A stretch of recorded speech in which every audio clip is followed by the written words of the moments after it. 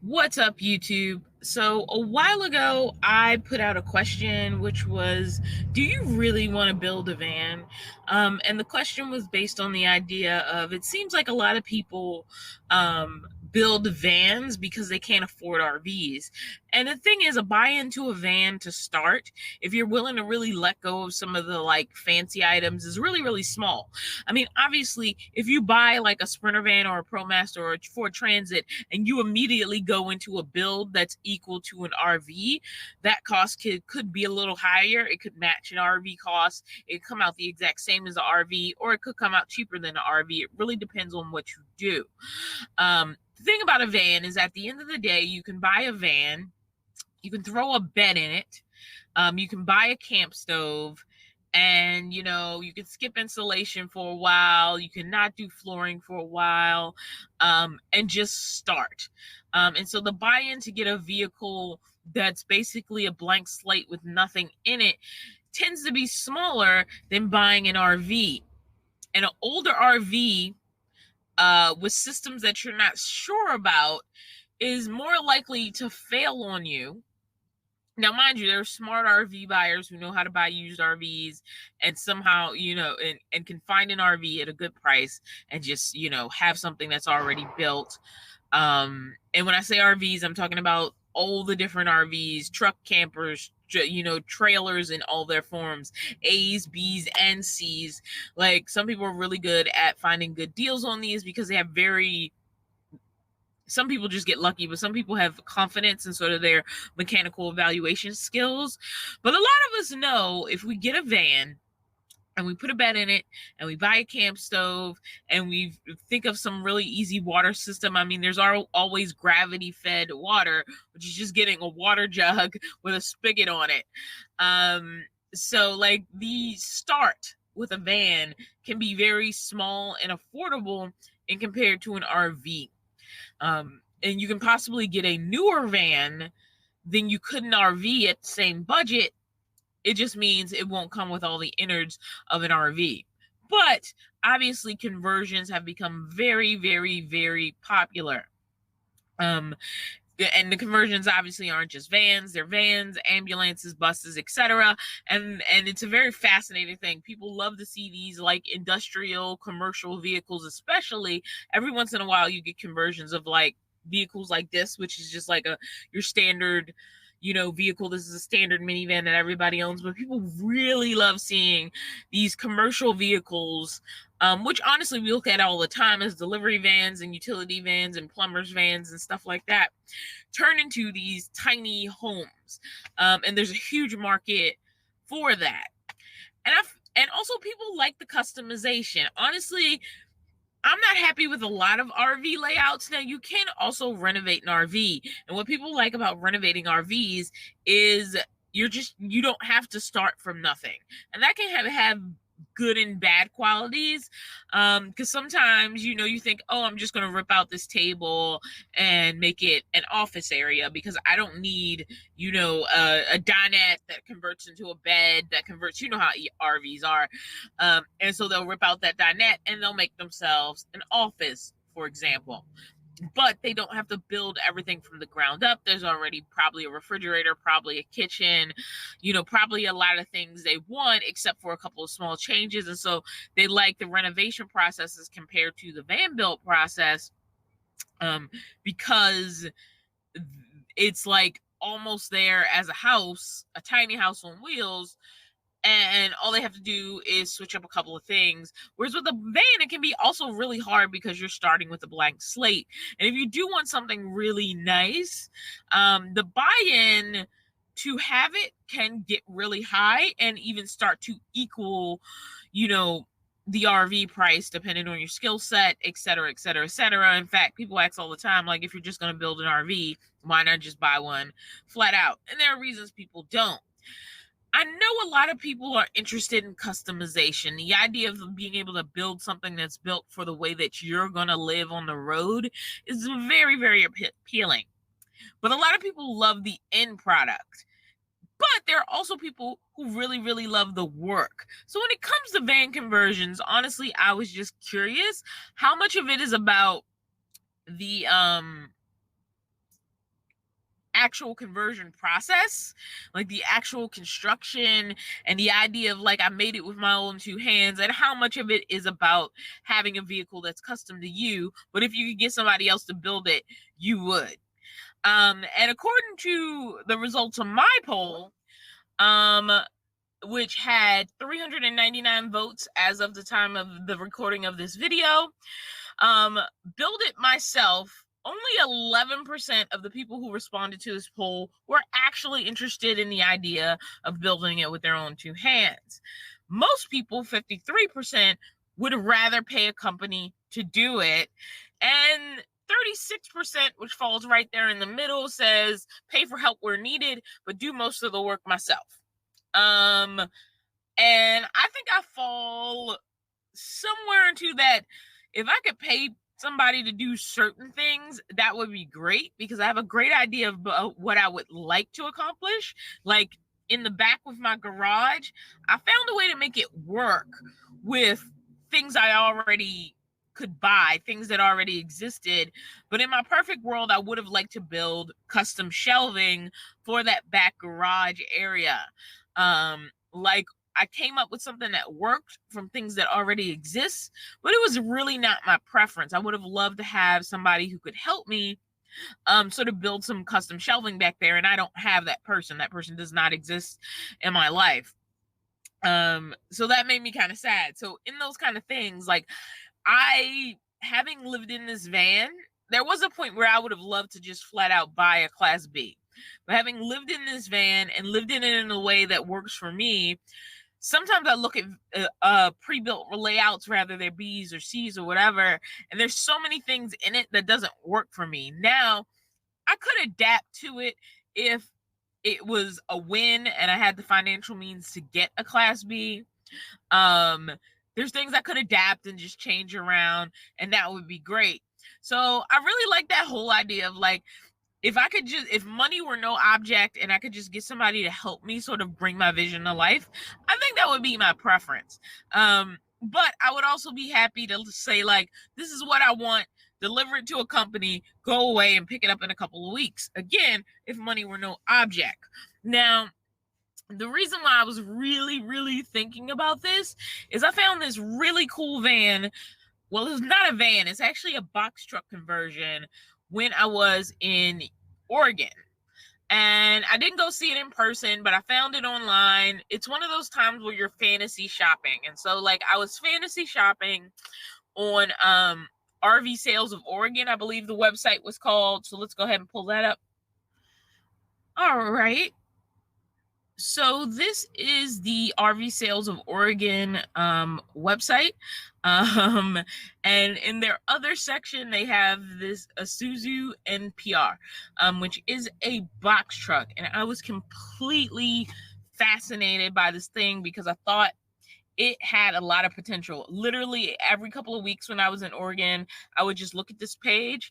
When I thought I was going to be gainfully employed, I was even considering like, you know, what would it take for me to go down there and get this thing if I like driving it? And that's basically my biggest bit of nervousness with a truck this size is driving it. Like moving up to a commercial van, I can see, but moving up to a box truck of this size, I wasn't sure about. But I thought a lot of things in this was really cool, and I will bring this back to relevance with the poll in a second. So I'm going to go ahead and click on this and get us in here. So the outside of the truck is pretty cool. I could definitely see people not paying attention to this.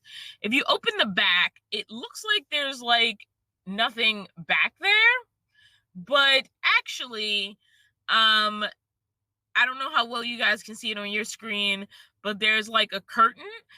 And if you go beyond that curtain, and what you have is you have an RV space. And here's the RV space. So all this part is already built out. It already has a fridge. It already has a sink. It already has a stove. It already has a microwave. It already has some cabinets. And then it has all of that potential space in the back on top of it, which I thought was really cool. This couch converts into a bed. Honestly, I could sleep on it, not converted. And then I could do whatever I wanted with that space in the back, which is what fascinated me about this particular box truck. Sun's going down and it's getting kind of dark in here. So I was really interested in this box truck. Like, I was obsessed with it. I was checking on it all the time to make sure it was still there and still available. And, COVID-19 happened. I didn't have a job. I didn't know when I was going to be employed again. And so for safety, what I really needed to be concerned with was putting money away, making sure my bills were caught up in a way that if I was unemployed for an extended amount of time, working off a limited income, I would survive. And so there was no priority in getting a new vehicle at that point. But I love this box truck specifically because a lot of the basics were already built. And so I would not have to fool with those. Now, some people really value like doing their own electrical system, doing their own plumbing, and knowing exactly what it is. Now, as long as the stuff worked, I probably would have trusted it and kind of rolled with it.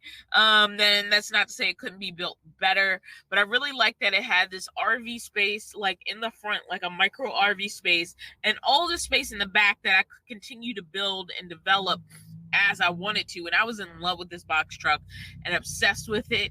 And if there was a way I could have went down and test drived it, sorry about the traffic, street noise in Eugene, because this is located in Eugene, Oregon, I would have. Again, I'm going to link this in the description, so if anybody's interested in going and checking it out for themselves, please do. It seems like a really cool like base build with a lot of potential to grow, and I think somebody would really like it. And that's when I really realized if I had the option to get something that was most of the way to what I wanted, I would love to get that instead of another blank slate. Because if I have to take another passenger vehicle and turn it into a living space, honestly, that's a lot of work. And I am absolutely not going to lie. If somebody else could build it for me, or at least help me, or at least band-aid the process, I would be all over it. But I was just wondering how many people agree with me. So let's look at some of the results of the poll. All right. So Sailor Girl 05 says, I'm currently 62 and in the minority that wants to build the van myself. With sustained health and strength, I hope to pull it off. If not, I'll seek help, but I don't want a canned van. And this goes back to what I was saying about people who are really, really, really interested in that customized experience, but also this person seems like they're into the hands-on thing. There's a lot of people who are into the customized experience who, if they could afford to pay for it, would love it to be a hands-off customized experience as opposed to a hands-on one, apparently, or at least most of my viewership. You ask this question on another, in another group, who knows? Most of them might be like, yeah, I love to work with my hands. I actually do like working with my hands, but I like feeling in control of the project and like I actually know what I'm doing.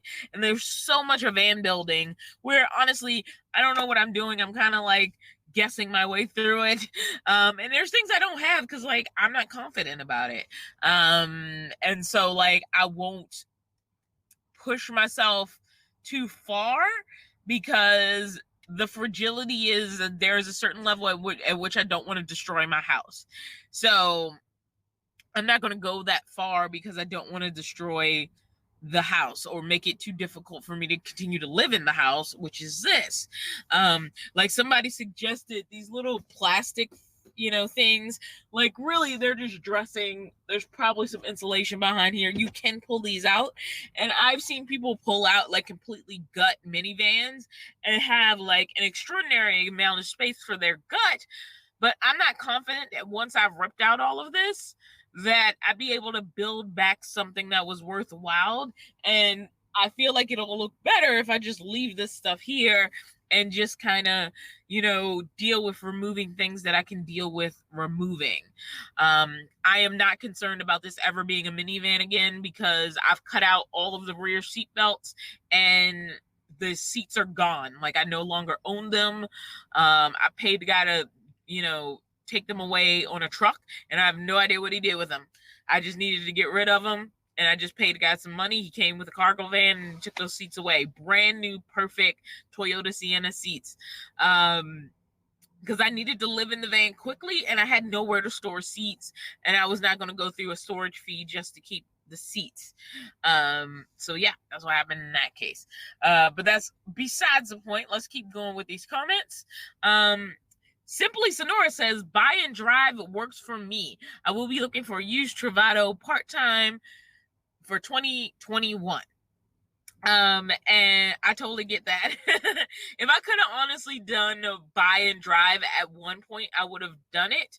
Now I'm at this middle place where I would love to have something. And that's why I really love that box truck, because it was something where the basics were there and I could move in, but there was all this customizable space in the back. And so it was like the best of both worlds. So let's look at the next comment. Janice McKinnon says, if I were much younger, I'd venture to tackle and learn as I go. Good bit of the carpentry. At my age, if I could find someone to do the major build part, solar, heat, and electrical, which is a lot of concerns for people, I would do thinsulate, insulation, and painting. And so Janice is kind of where I am, and it's not because of my age. If honestly I had the space to really do a tear down and really take my time, I think I would venture to do more things than I do. When I got the minivan, I had to live in it within 24 hours of owning it. And so I didn't have the time for a tear down that was going to take weeks or months or a really long time. I needed to make it even more than money. I had 24 hours to make it something that I could sleep in that night.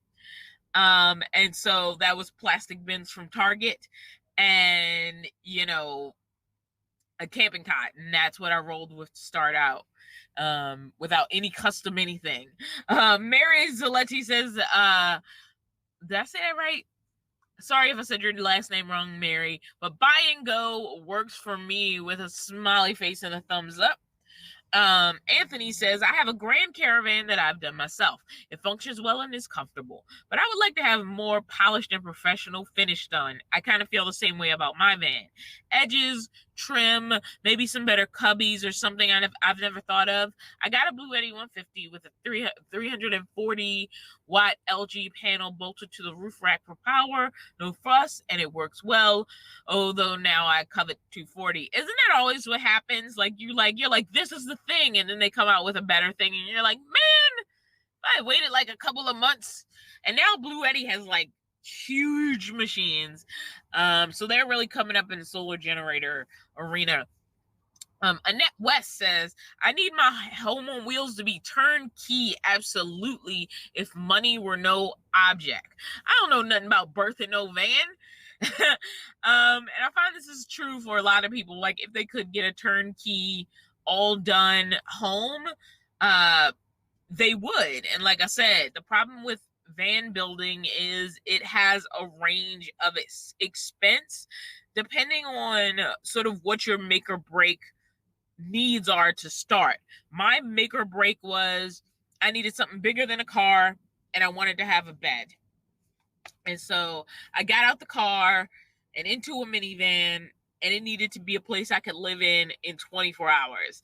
So I didn't really have all this time. Not only did I not have the money, I did, because you can have a little bit of money if you can spread it out over time. So if you can like park your van somewhere where maybe you're not paying rent, and it's like, hey, you can stay here while you're building it out. And so you have that time to strip it out and take your time and let money trickle in over time. You can have something really beautiful, really cheap when you have space and time.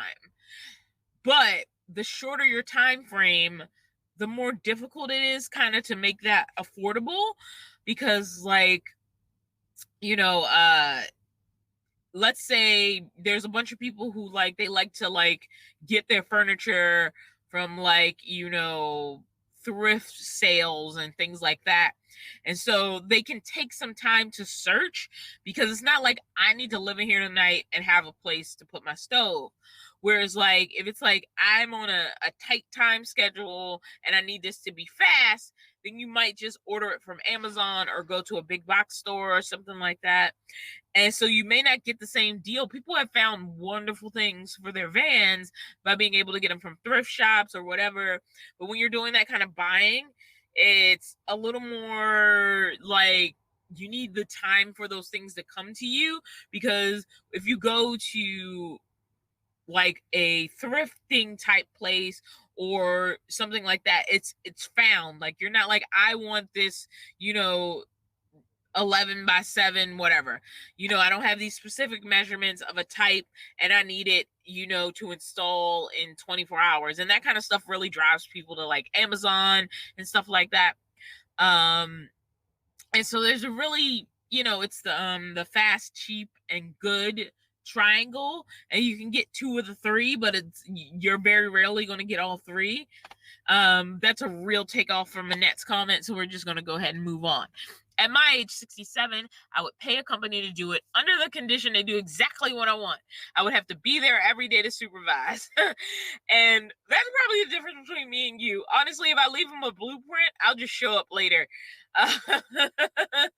Because like, if I'm paying somebody to do it, I expect they know what the heck they're doing and they wouldn't need me there to supervise. But I understand some people are like, I want to see what you're doing. And if somebody's doing me a favor, I'm like, okay, do your thing. I'm just gonna get out the way. That's the only difference between me and you. But yeah, if I can pay somebody to do some of the work that I'm fairly confident I cannot accomplish on my own, then I'm comfortable paying that person to do it if I have the money. Because you get what you want one way or the other, unless you're really into sort of that hands-on experience. Like, it doesn't bother you that much to like pay somebody else to do it. Now, I will say I have valued everything I accomplished on my own, however I accomplished it, especially stuff I wasn't sure I could pull off. Like my solar system, I'm super proud of setting up my own solar system. I don't know that it's perfect, but it works. I haven't burned up since I set it up. And I understand the basics of what it meant to set that up.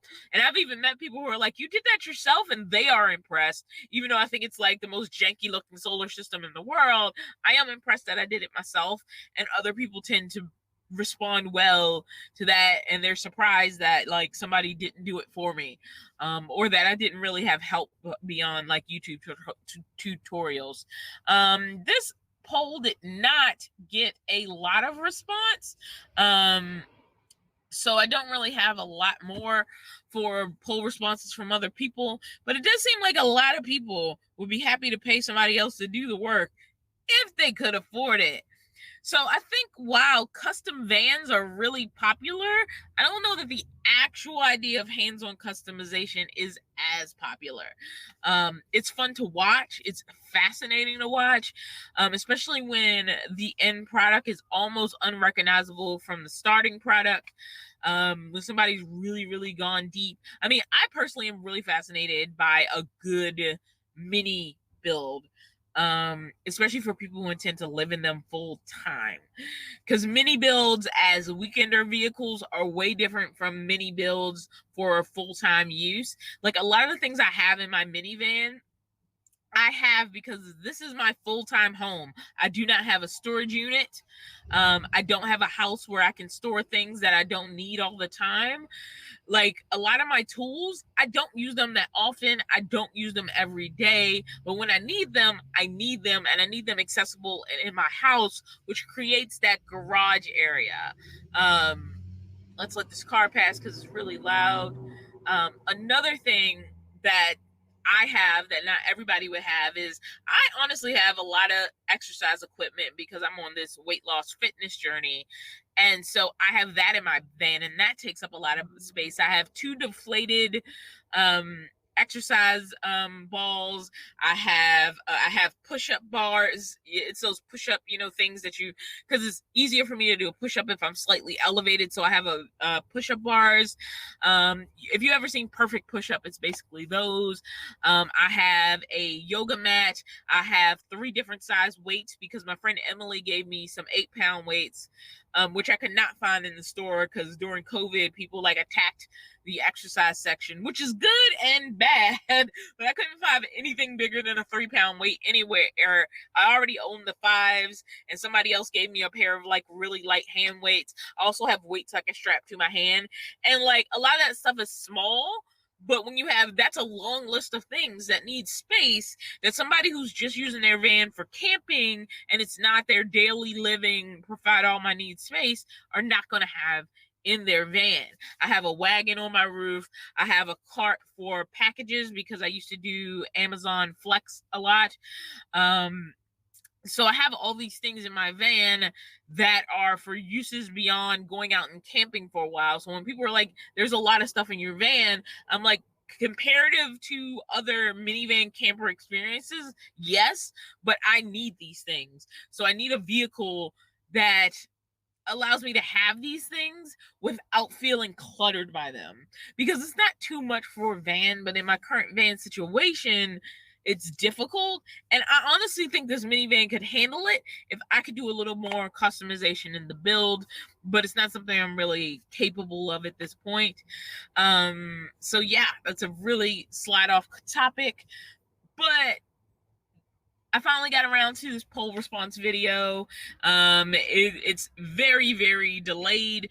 I put up this poll ages ago. I do have a more current poll up, and a lot of people ask me, where do I find the polls? Well, it's really, really simple. I'm gonna show you right now. I need to click on some things on the computer. So this is the DawnofVanlife page. Obviously, I have an insane amount of tabs up right now.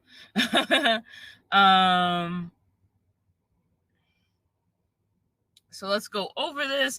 So if you go to my channel and you go to the community chat tab, under the community tab, there's a bunch of stuff. If you scroll from the community tab, once you're there, and usually when I do post polls, this is where you're going to find them.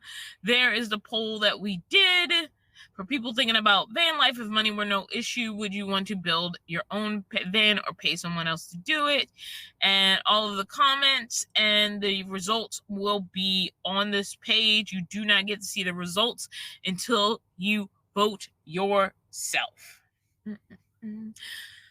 So I hope you guys weren't too bored by this video. It is kind of not exciting as a vlog out in the world actiony, but I am back in the Berkeley area, back to a lot of stealth camping, and sort of being under cover and quiet, and stuff like that. And I kind of miss being in wider open spaces, if I'm gonna be honest. I got spoiled. It's been really interesting sort of returning to like the city stealth life, and not being on the road. So yeah, but I got stuff I need to take care of, and I literally need to stay put in Berkeley for a little bit while I take care of it. So this is not as exciting as a video. It's not me like being around the town or doing anything specifically exciting, but I like to do these poll response videos. They're usually pretty chill. I get to sit here. I get to talk back to some of the comments that you've given to me. It's one of the non-live ways that I kind of get to interact with an audience. So again, I don't know how well this poll is going to do, this poll response video, but I am going to be doing more polls in the future. I'll be doing more poll response videos in the future. And if you want to see what my latest poll is, just remember, go to that community page. If you did like this video, like it. If you didn't like this video, dislike it. If you want to comment on it, comment. All interactions with the video help. Watching videos till the end helps. I know a lot of people also watch ads to help, but also just watching the entire video lets YouTube know that you are very interested in the channel and the videos produced by the channel. I am making a push to try to get to 10K. I've gotten to 8K. And I promise I'll have some more adventure and fun and vlog type videos coming in the future. See you in the next one.